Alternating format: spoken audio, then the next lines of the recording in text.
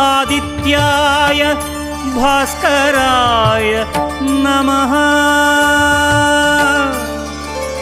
ॐ सूर्याय नमः आदित्याय नमः दिनकर कोटि प्रभाकर।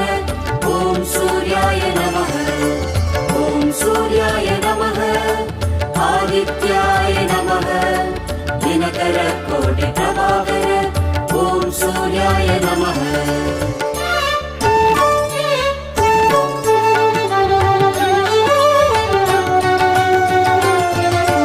ततो युद्ध परिश्रान्तं समरे चिन्तया स्थितं रावणं चाक्रतो दृष्ट्वा युद्धाय समुपस्थितम्।